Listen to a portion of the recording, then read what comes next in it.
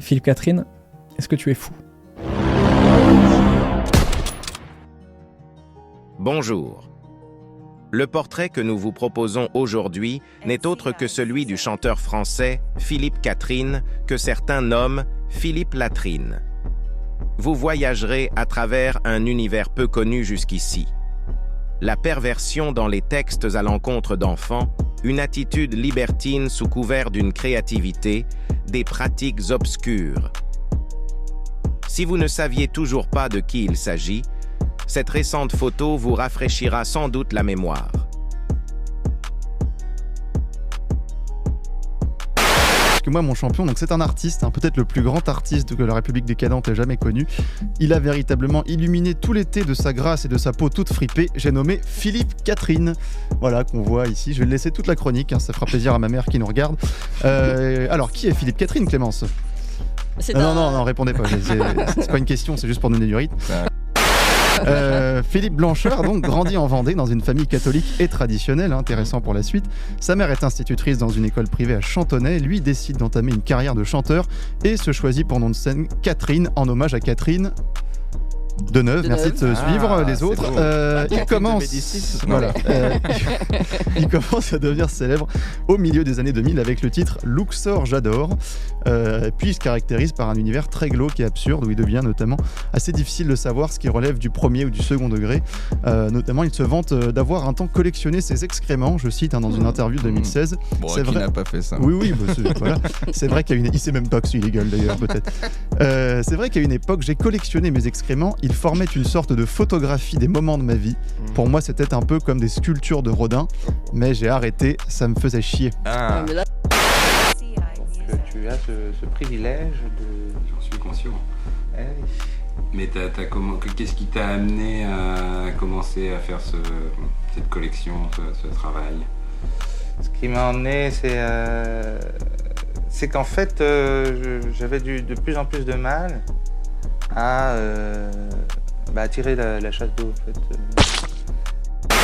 Dans une émission sur un ton ambigu, avoir déjà mangé de la chair humaine, là encore, on ne sait pas si c'est de l'humour ou pas. Enfin, en tout cas, c'est difficile à savoir. Moi, je n'irai pas chez lui, en tout cas. Mais ce qui a propulsé sur le devant de la scène médiatique plus récemment ce Philippe Catherine, c'est évidemment son titre nu, où on le voit avec les JO. Magnifique, voilà. Tout en bleu, qu'il a interprété à la cérémonie d'ouverture des JO dans une scène qui ne parodie absolument pas la scène. Attention, les catholiques réactionnaires, c'est une parodie de Dionysos, parce que Jésus n'était pas bleu, tout simplement. Oui. Et oui, c'est lui qu'on voit tout en bleu. Je vais laisser aussi, ça fera encore plaisir à ma mère qui me regarde encore. C'est pas tout, le bon Philippe en a remis une couche sans couche. France Inter, moi aussi je fais de... Alors, la semaine dernière, où il tient une chronique, il est arrivé dans le studio entièrement nu, et encore une fois sur France 5 dernièrement, sur le plateau de notre Anne-Elisabeth Lemoine nationale, Sainte Babette du boomer chiasseux, comme on l'appelle ici. Alors, une question assez spirituelle me vient à l'esprit. Pourquoi cette appétence si particulière pour le fait de promener sa carcasse fripée à l'air en public ?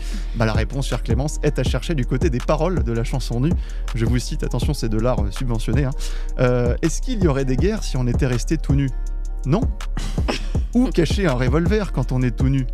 Ou je sais où vous pensez, mais ce n'est pas une bonne idée. Magnifique, très riche. Plus de riches, plus de pauvres quand on redevient tout nu. Si, effectivement. Oui, qu'on soit slim, qu'on soit gros, on est tout simplement tout nu. Oui, vivons comme on est né. Et ça pourrait presque faire un discours de candidature à la présidentielle aujourd'hui. Alors, soyons tous à poil pour la paix dans le monde. C'est vraiment un grand enfant, ce Philippe Catherine. Et en parlant d'enfant, je vais conclure par là. Il a commis, il y a quelques années, une chanson plus que tendancieuse, dont je vais aussi lire les paroles, et puis je laisserai les auditeurs se faire une idée. Je peux vous dire, moi, ça m'a pas beaucoup fait rire, mais je cite à nouveau la chanson qui s'appelle donc « Petite fille qui ne veut pas grandir ». Petite fille qui ne veut pas grandir, dans ta jolie robe de princesse, tu ne déclencheras chez moi qu'un soupir si j'entrevois le pli de ta fesse. Tu peux m'emmener au pays des fées, toucher tes petits seins qui transpirent, espérant que ça me fasse de l'effet. Petite fille qui ne veut pas grandir, fais comme si tu ne connaissais pas les secrets du corps et des plaisirs. Moi je ne crois pas à ton cinéma.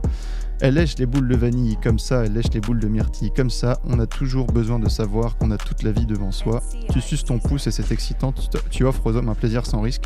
Petite Lolita de 28 ans. Voilà, il précise quand même qu'elle a 28 ans. Mais voilà. C'est illégal. Oui. C'est ça. Oui, pour je pense une que petite c'est l'avocat fille, qui a... C'est un problème. Voilà. Ouais. Oui, Là, c'est à vous, Clémence. Il a dit, il rajoute un 2 devant le 8. Tu es fou. Il y a une phrase moi, que j'ai entendue dès l'école primaire, mais que je ne cesse de me répéter à chaque instant de ma vie. J'ai aujourd'hui la bagatelle de 55 ans. Une phrase toute nette, simple, et tellement vraie, qu'on entend dans les cours de maternelle déjà, et en école primaire. C'est celui qui dit qui est.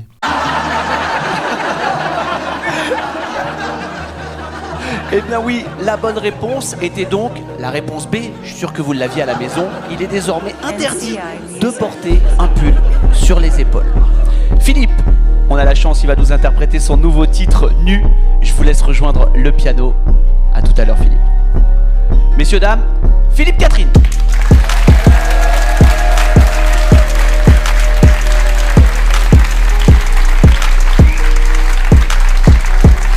Non.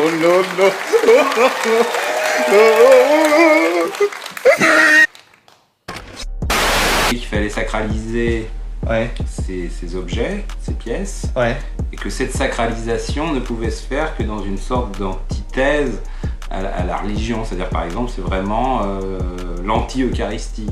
C'est-à-dire ce que tu ne peux pas ingérer, ce que tu ne peux pas... c'est vrai, l'antithèse de Dieu d'une certaine manière, quoi, de Dieu incarné par l'hostie, quoi. Alors là, c'est l'hostie inversée, quoi. C'est-à-dire, c'est comme un truc de blasphème,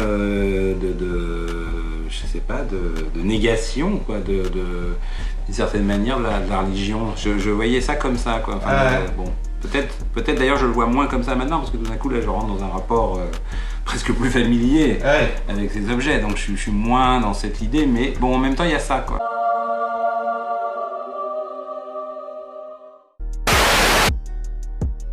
Merci d'avoir visionné la vidéo jusqu'au bout. Nous vous donnons rendez-vous bientôt pour un nouveau portrait.